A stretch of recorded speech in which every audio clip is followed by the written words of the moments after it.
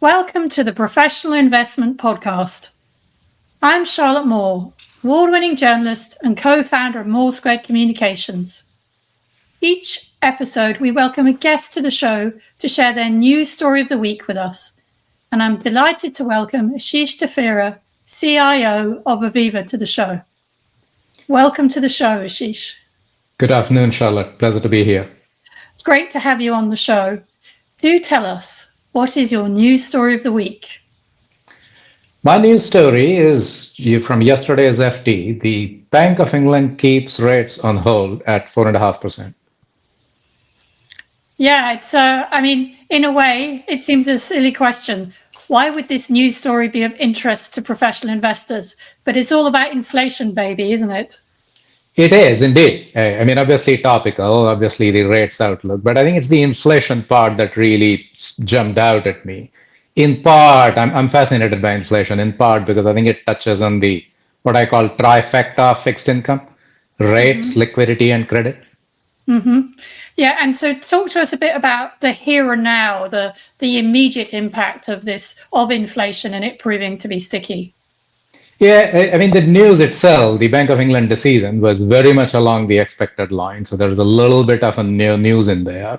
But I think buried in there is the balance that the bank and the Monetary Policy Committee is doing around the challenges in economic growth versus a bit sticky, bit persistent inflation. And I think that the latter part is an important theme here and now for us as investors, fixed income investors, for us to keep in mind. Yeah, as I like to say, Ashish, you are the man with 9 zeros behind your name, but I think I've actually got that wrong. I think I was counting out the other day. I think it's actually 11 zeros behind your name because it is 300 billion that you manage for Aviva. So you are by far the biggest CIO we've had on the show yet so far. That's very kind, Charlotte. My pleasure. And the point is that you are managing that.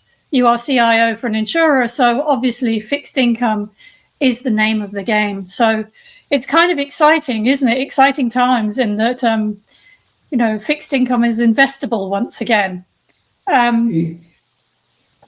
No, it indeed is. I used to say that we have had years and years where we had the fixed part down, but there was no income.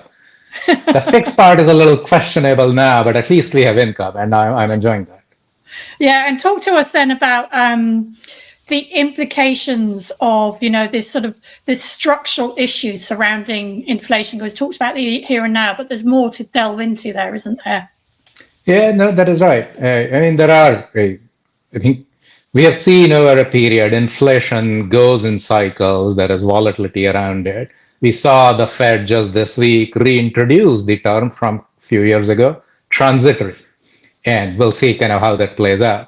But I think, in my view, there are many reasons which are structurally inflationary, which points to a bit of a challenge that policyholders have around stickiness of inflation. Whether you look at deglobalization, which is the current theme, I view that as inflationary. Decarbonization, I view that as inflationary. Demographics, we have many years of declining fertility, increasing longevity, creating a disinflationary pressure.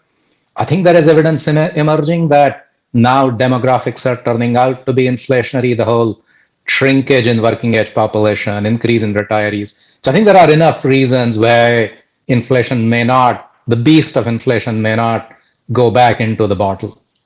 Yeah, no, I agree with you. There was I'm so glad that you raised demographics, because I like to try and get it into every single podcast, because I do feel a lot of the issues that we grapple with today are driven by inflation. And as you say, as you pointed out, if you've got a lot of aging people that take a lot of money from the state and a reduced working age population, that, even just the most basic logic tells you that will be inflationary, because if there are fewer people working, then people are better able to negotiate higher wages and really shop around. There is that kind of aspect of it, isn't there? And also we have this aspect of constrained economic growth, which I think we're all just beginning to grapple with, aren't we? I think that's exactly right. There is the newer dynamic in there on AI, and the jury is still out whether AI turns out to be inflationary or not. You could see the challenges you mentioned, some of the demographic challenges. Potentially AI may solve and may be a helpful tailwind. But last year, Bank of International Settlements did a paper, and their view was they view AI as inflationary. Again, because it could lead to increase in demand among kind of shortage of resources. Yeah. So given that is the sort of the context that we're operating in at the moment, inflation being transitory, the Fed says stickier for certain, not proving that it's going away, definitely higher for longer. What does that mean for a fixed income investor for you? How is that shaping your investment strategy? What are you keeping and what are you changing? Yeah, I mean, as fixed income investors, unsurprisingly, we really like credit exposure. We think we have an edge. We think we get rewarded. But we really dislike inflation exposure. Now, the way insurance kind of liabilities work, many of our liabilities have an inflation exposure, and hence we need to buy inflation on the asset side. Inflation is notoriously difficult to hedge. The markets are either there is basis risk or there is significant liquidity challenges. So what we try to do, to your question of how it's impacting investment strategy, what we try to do is how can we lean into this view of inflation maybe stickier and buy assets that naturally benefit from higher inflation. Either the underlying economics are such that inflation is beneficiary, or even more preferred, buy assets that have a direct inflation linkage. And so what kind of things are you thinking of? And I mean, index-linked gilts is the obvious one that springs to mind, but what else are you thinking about? Yeah, no, quite a bit of index-linked gilts, but maybe two other things that come to mind. One is the emerging shift into private credit. And we at Aviva, we have had a very significant tilt towards private credit for a long number of years, well before it became a topic du jour. And one of the reasons we are attracted to, because we can create this inflation linkage, because we can create structure assets to benefit from this inflation theme. The other area perhaps is re-looking at emerging markets. Obviously, emerging market debt is a well-established asset class, has been for a number of years, but still I would argue a bit under-penetrated in pension funds, insurance funds portfolios. And as the dynamic emerges that what were the safe developed markets with stable fiscal policies probably are a little less so, and what were the challenging emerging markets are probably, again, a little less so, more positive now.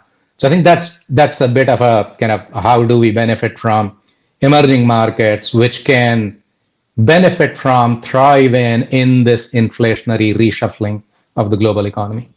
Okay, and on just to pick up a couple of questions there, when you're talking about private credit and structuring it to be positively affected by inflation, is that in terms of the interest rates that you're going to receive? Do you make them floating rather than fixed? Is there something, are you linking to industries that will benefit from an inflationary environment? Is it a bit of both? Yeah, I mean, it is a bit of both. The former is, it's not floating. We predominantly invest in fixed rates. But in addition to a fixed rate, a fixed coupon, this coupon increases by an inflation-linked rate year on year. And what that implies is you then will have a credit exposure that's growing, which is a bit unusual to a typical credit exposure. And hence, as a result, you're looking for underlying investment, underlying cash flows, which have a degree of predictability, which have hopefully their revenues also benefit from an inflation linkage, so that we as debt holders can benefit from it. Okay, and moving to the emerging markets, what has held back pension schemes and insurance companies from investing in that asset class? Do you think it's the volatility? Do you think, I mean, from a risk perspective, from an insurance point of view, I mean, if you're having to do matching adjustment compatibility, does that come into it? How does all of those sort of risk metrics figure in it? And do you feel like that's been a missed opportunity? Yeah, I mean, it is changing. I think that's the good news, that it is changing. The allocation to it is increasing. The familiarity with it is increasing. There is, without a doubt, higher volatility. There is a bit of a stigma still attached to it. There is sometimes a question of explainability. If I can't explain an investment, clearly I can't and shouldn't be making that. So I think it requires a little more legwork. But again, I think as the developed market stability is kind of slightly more in question, I do expect it will prompt people to revisit, increase, or introduce the emerging markets in their portfolios. I mean, there's also an aspect, isn't there, of just being able to get better yields or better growth within the developed markets as well. And now that we're in a phase where it's not just the fixed is less fixed, but at least we have income, I think there's some interesting things going on out there in the market. I mean, from my conversations with people at the PLSA investment conference last week, there's a lot of innovation happening within fixed income, particularly for insurance investors like you, where there's some clever things that are being added to fixed income products to kind of create the kind of stability and predictability that you need as an insurer. Are there any areas like that you're looking into, sort of really cutting edge new products? Yeah, I mean, without a doubt, we continue to look for new ways to deploy capital, new ways to earn returns. And as both our thinking and the regulatory framework evolves, kind of we are evolving alongside that. Probably a couple examples that come to mind, maybe one closer to home. As the growing discussion around policy imperatives of productive finance and investing in UK, we are obviously a key participant in it, a large investor in UK. So how do we create those instruments kind of with ourselves, with partners, working with the government, with National Wealth Fund, and create those investments that match our liabilities? The other that comes to mind, back to the emerging markets kind of discussion that you had, again, how do you make the emerging market investments more suitable for the types of liabilities, the types of regulation we have? You mentioned matching adjustment there. Clearly, as a large annuity provider, that's a really, really important framework. And many of these kind of emerging market, local, other investments, many of these emerging market investments, we now are able to introduce into the matching adjustment portfolios because they come with the required feature, they come with the attractive returns that we are seeking. Okay, so you're saying that the market is beginning to learn and to build those products because it can see that there is a huge appetite from the insurance market. Indeed. And I mean, even as the UK annuity market has grown, it has by itself created increase in demand, increase in appetite. So there's a little bit of a push-pull. As demand increases, there is more innovation and more supply emerges. Yes, as we see all these pension schemes, move from deficit to surplus so quickly. Thanks very much, Liz Truss. Obviously, that's pushed buyout, and we have volumes around 40 to 50 billion a year. While there's an ongoing discussion about buyout versus run-on on what pension schemes are going to do with their surplus, we're obviously seeing those buyout volumes. And as you say, they have to go somewhere. And the UK credit market probably isn't big enough for all of them. And even the global credit market, we know what happens when everybody chases the same assets. Then suddenly the price and the valuation isn't quite what you want it to be. So you have to look for new markets all the time, don't you?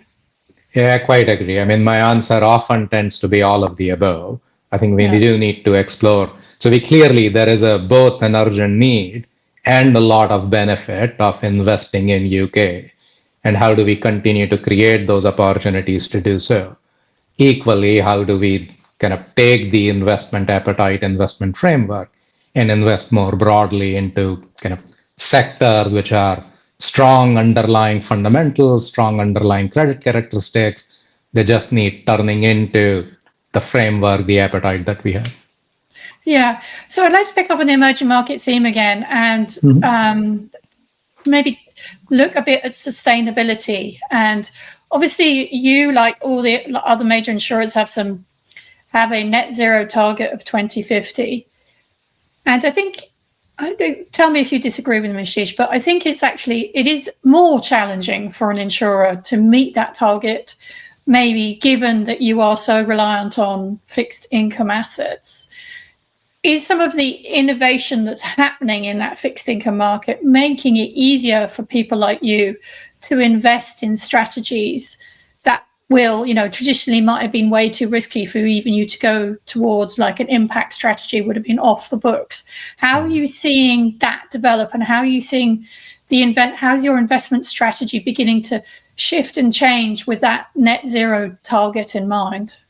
Yeah, I mean, look, we have long thought, purely from an investment perspective, we have long thought the net zero journey and decarbonization both as a big opportunity and as a big risk. And clearly, as investors, that's what we attempt to do. How do you manage the risk? How do you exploit and maximize the opportunities?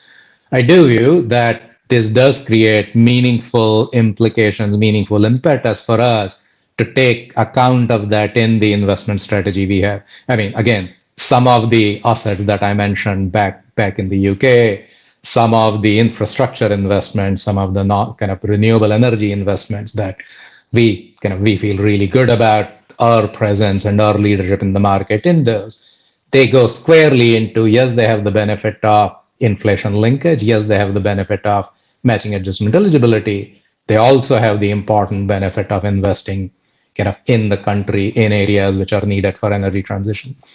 Somewhat similarly, and you're right, the challenges are a bit different when you go to emerging markets, and kind of how does that fit into the overall decarbonization net zero journey? I mean, look, it is without a doubt a controversial topic on have we outsourced our kind of emissions to developing countries, to emerging markets by way of manufacturing? Do you look at the flow of carbon emissions, or do you look at the stock of carbon emission, kind of looking back into the history? These are all controversial topics, but I think what is non-controversial is the challenge is a global one, and kind of what happens in one part of the world does impact the other parts of the world. So that's how we think about it. Yes, there are some limitations in what we can do. Policy, I think, has a really big role to play.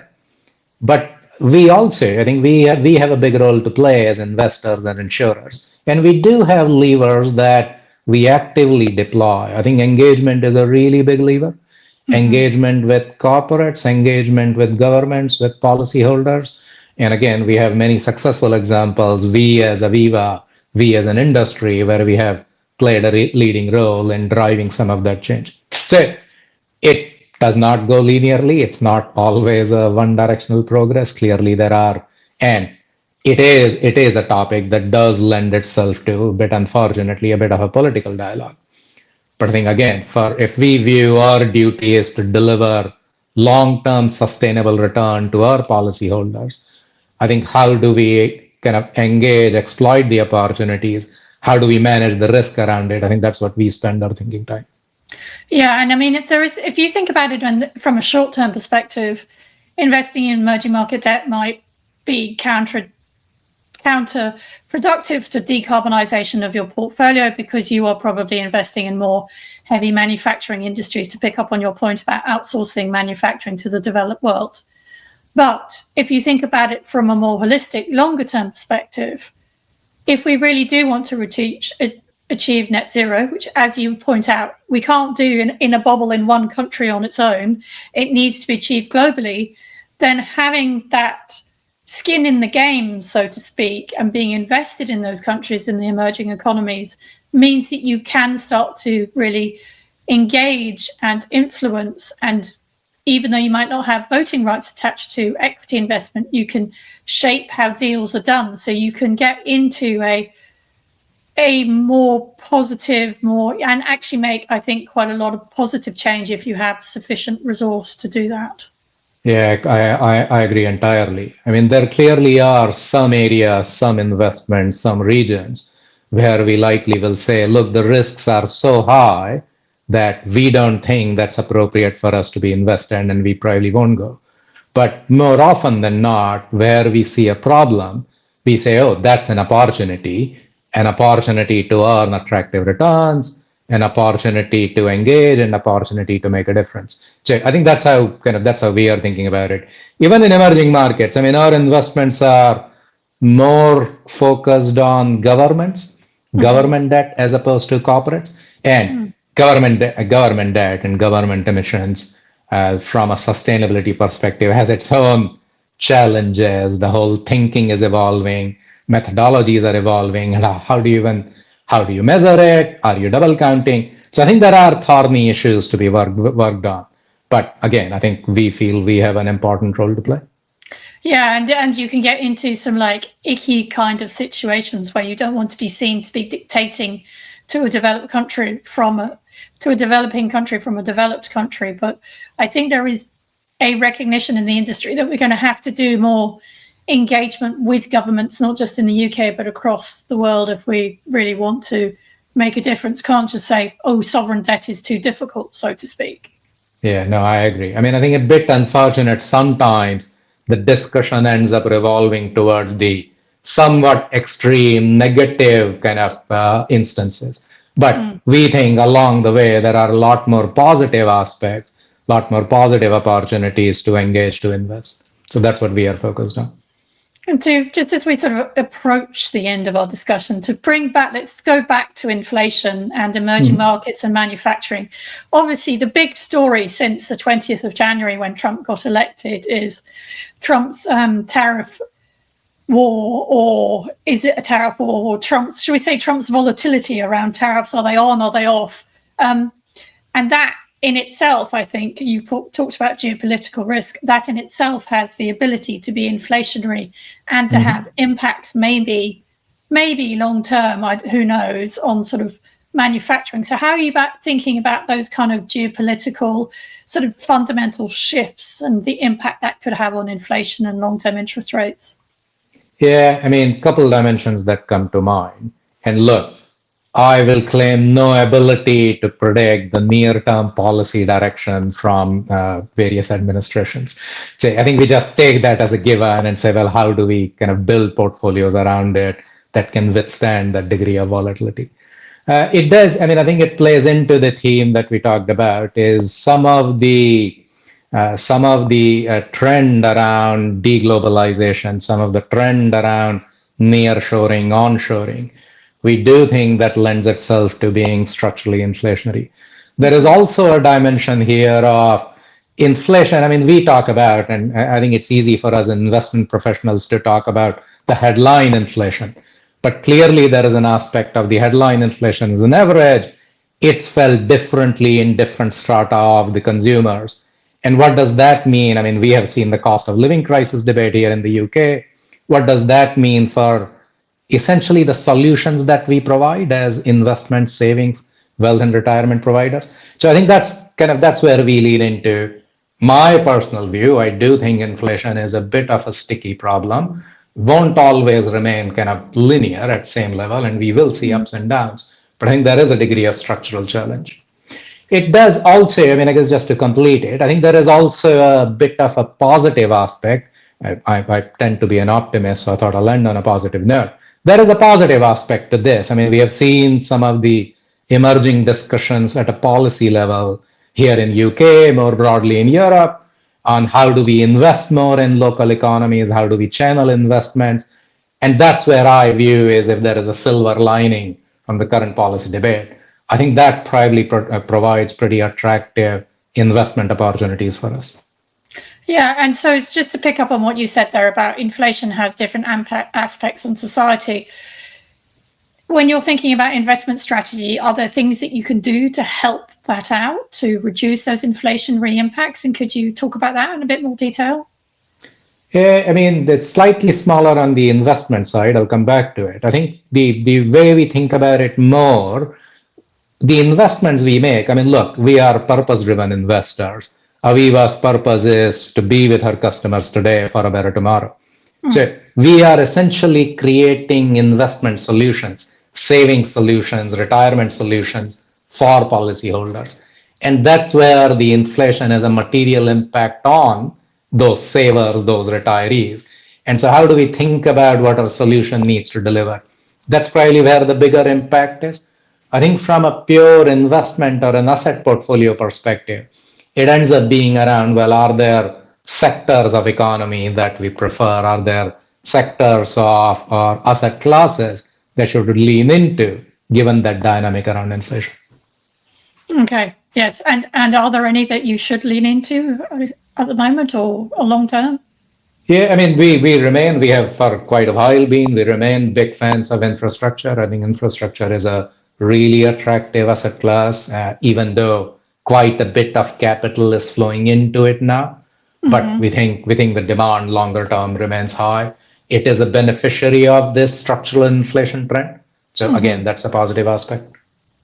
Okay.